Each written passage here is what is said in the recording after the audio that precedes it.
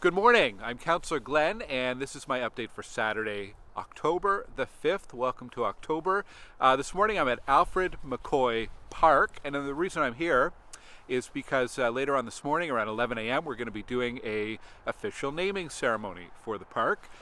And so we've picked this park here, used to be known as West Ridge Park B. It's on West Ridge Drive, and now it's named Alfred McCoy Park. So I hope you can join us for that ceremony, or just this weekend, come check out the park. Barbara Bradley and Chris Bradley, and Ross Bradley as well. Thank you to all of you for being here, and all of the extended family who's joining us as well. We also have a close friend, and I just learned a former employee of Mr. McCoy, Keith Hobbs, who's here. And it was Keith who nominated Mr. McCoy to be for this park to bear his name. So great to have Keith here, and thank you, Keith. Alf, as everyone knew him, in the 1950s and 60s, led the village in the progress of local recreation programs and facilities, was instrumental in ensuring that a baseball field, tennis courts, and an outdoor skating rink were installed on the current site of the Carlton Apartments, operated by the Goulburn Nonprofit Housing Corporation on Carlton Cathcart Street, right near Stittsville, Maine.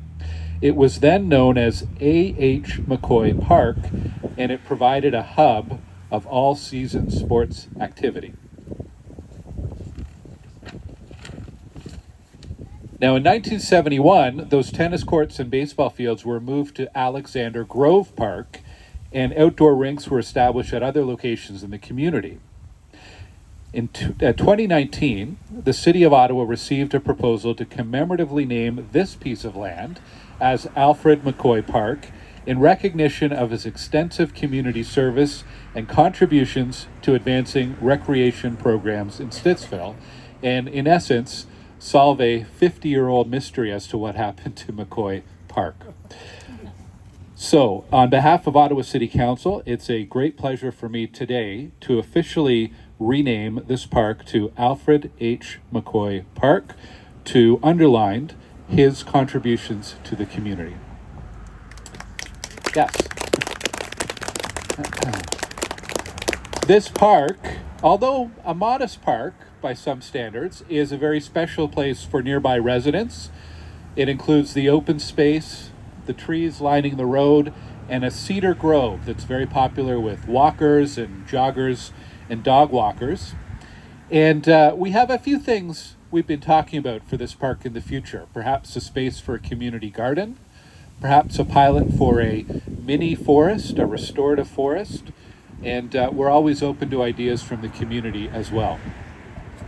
We would like to, at this time, invite Barbara to share a few words. Hi, everyone. I'm so happy you're all able to join us today to celebrate my grandfather's legacy. I don't know if maybe a few of you know my grandfather, but I personally was 10 when he passed away. So I'm going to tell you a short story about that and how I remember him. He was so tall. That's what I remember the most. He was very caring, very sweet for my brother and sister and I. And the last time I saw him, actually, no, I was at boarding school at the time in Georgia. And my brother, my other deaf brother, the two of us were at the school together. And we used to get the newspaper, the Stittsville newspaper, that would come for us every couple of weeks. And we saw one day in the paper, oh my gosh, grandfather died. We had no idea that he'd passed away. So we called our mom and we said, why didn't you tell us? And mom said, I mean, we couldn't avoid telling you, but we can only afford to have you come home twice a year, right? Georgia's pretty far. It wasn't cheap, and it was the 60s, so we didn't have the money. So I called my grandmother, and I have beautiful memories of my grandfather. He was a very gentle man, very sweet. So that's all I remember. I was 10 years old, so don't have too many memories. But thank you so much for coming. Thank you. Everybody, I just wanted to say thank you on behalf of our family, and thank, of course, the City of Ottawa and our councillor and everybody else that was involved.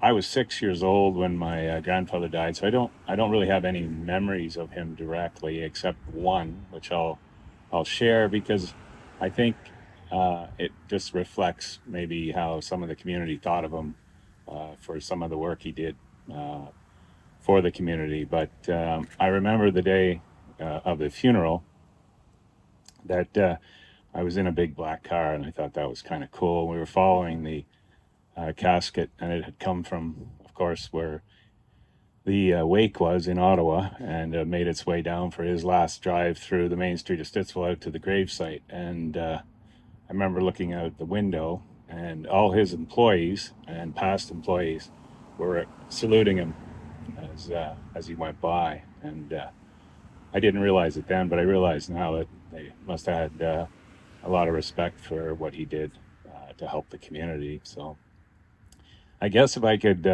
wave a special wand and bring him back here today, he would be kind of shocked at what's happened to Stittsville over the last 58 years since he passed away. But I think he would be also proud of maybe the contributions he made when this community was just starting out. So thanks again for everybody coming. Thank you.